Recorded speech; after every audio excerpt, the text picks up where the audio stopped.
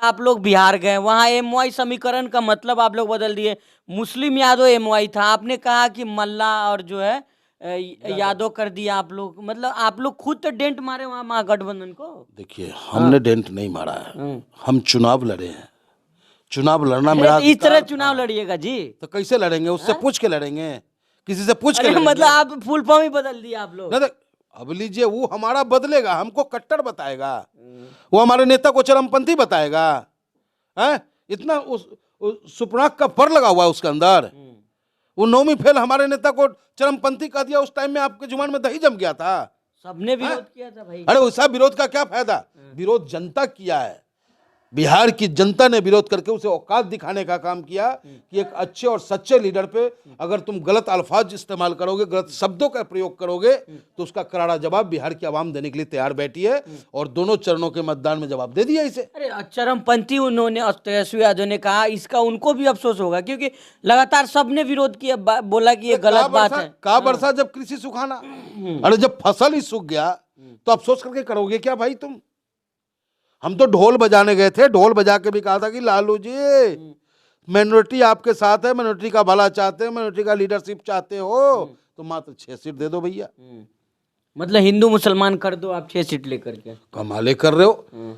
आप मुसलमान हैं? हाँ। कहां से हम आपसे हिंदू मुसलमान कर रहे हैं बताइए? अरे भाई तो बिहार में तो यही राजनीतिक पार्टी कह रही है कि आप लोग जो है जहां जाते हिंदू मुस्लिम कर देते हैं। आप कहते हैं कि मुसलमानों एक हो जाओ, हिंदू एक हो जाते हैं। ये बातें कह कौन रहा है? वही फर्जी मोहब्बत की दुकान वाले कह रहा है ना।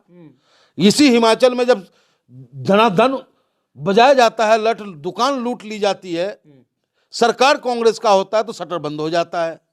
जहां कांग्रेस की सरकार नहीं है वहां आपका शटर उठ जाता है। ये क्या बात है भाई? दोयम दर्जे का राजनीति होगा? नहीं।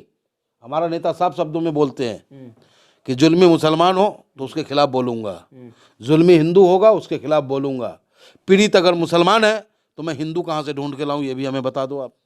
तो लेकिन यही तो कहा जा रहा है ना भाई कि आपने नहीं सुना, तमाम जो टीवी चैनल पे राजनीतिक विश्लेषक लोग बैठते या जो इंटेलेक्चुअल लोग बैठते, वो कहते हैं वैसे जहाँ जाते हैं भाई वहाँ एक ही बात होता है कि मुसलमानों एक हो जाओ, हिंदू एक हो जाते हैं। मुसलमान तो एक होते नहीं है, हिंदू एक हो जाते हैं। देखिए, अक्सर महागठबंधन जो बैटिंग करने का काम करता है वो आरएसएस के पीछ पे करता है। ये सिगुफा भी आरएसएस से ही निकल के आया है। जो हम अपने समाज के अंदर जो हम मजबूती के साथ अपनी बात रख पाते हैं लेकिन वो समझ नहीं पा रहे हैं, बी टीम का टैग भी चला है ना, वो आरएसएस की तरफ से चला है। और आरएसएस चाहता है, भाजपा चाहती है कि कभी इनका गठबंधन न हो, क्योंकि इन्हें पता है आज भी आप एनालिसिस करेंगे, अगर वो हमें 6 सीट दे दिए होते तो तेजस्वी यादव सीएम होता। इतना प्रभाव आपकी पार्टी का था बिहार में? बिहार ही नहीं, हिंदुस्तान का कोई ऐसा विधानसभा नहीं है, दावे के साथ मैं कहता हूं आपसे, हिंदुस्तान का कोई ऐसा विधानसभा नहीं है जिस विधानसभा में मेरा 10,000 और 5,000 वोट नहीं है। लेकिन तो कहा जाता है कि आपकी पार्टी में लोग आते हैं चुनाव लड़ने के लिए, आते हैं चुनाव लड़ते चले जाते हैं। आपके सामने मैं बैठा हूं, 2022 का चुनाव लड़ा, पार्टी की जिम्मेदारी निभा रहा हूं। राणा रंजीत सिंह हमारे लोकसभा चुनाव लड़े, पार्टी की जिम्मेदारी वो आज भी निभा रहे, विधानसभा चुनाव हारने के बाद भी।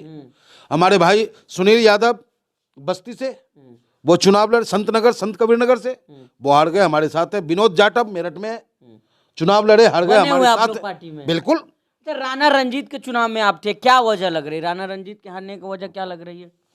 राणा रंजीत सिंह जी के हारने की वजह जहां तक मैं समझता हूं कि वहां के लोगों को हम समझाने में कामयाब ना हो सके। दूसरी बात, जो आरजेडी से प्रत्याशी थे फैसल रहमान साहब, उनकी दबंगता, उनका दहशत आम मुसलमानों को खुल के आने से रोका। अरे वो तो कहते बहुत शरीफ आदमी है भाई। देखिए, पहले के भी विधायक रह चुके हैं। देखिए, जनता ने उसे 171 वोट से जिताया है और हम भी उनको बधाई देते हैं, लेकिन बधाई के साथ साथ उन्हें कुछ दिनों का समय देते हैं। जिस उम्मीद के साथ ढाका की जनता ने आपको वोट किया है, नफरत, भ्रष्टाचार, बेरोजगारी, इन तमाम मुद्दों पे ऑल इंडिया मजलिस इत्तेहादुल मुस्लिमीन का मजबूत सिपाही राणा रंजीत सिंह उन्हें ढाका में घेरने का काम करेगा। जब जब कहीं जुल्म होगा, कहीं भी माहौल खराब करने का प्रयास किया जाएगा, कहीं भी भ्रष्टाचार की बू आएगी, वहाँ ऑल इंडिया मजलिस इत्तेहादुल मुस्लिमीन उनके खिलाफ खड़ा मिलेगा और जनता के विपक्ष का साथ काम मिलेगा। आप लोग करेंगे मतलब? बिल्कुल विपक्ष का काम। आज उत्तर प्रदेश में कुछ नहीं है हमारे पास, लेकिन जहां कहीं भी जुल्म होता है कौन बोलता है? जहां कहीं भी अत्याचार होता है कौन बोलता है? सपा बोलती है।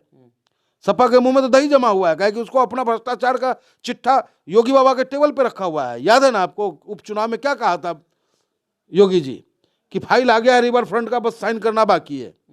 हो गया रामपुर का सौदा, चटका के लठ बजा।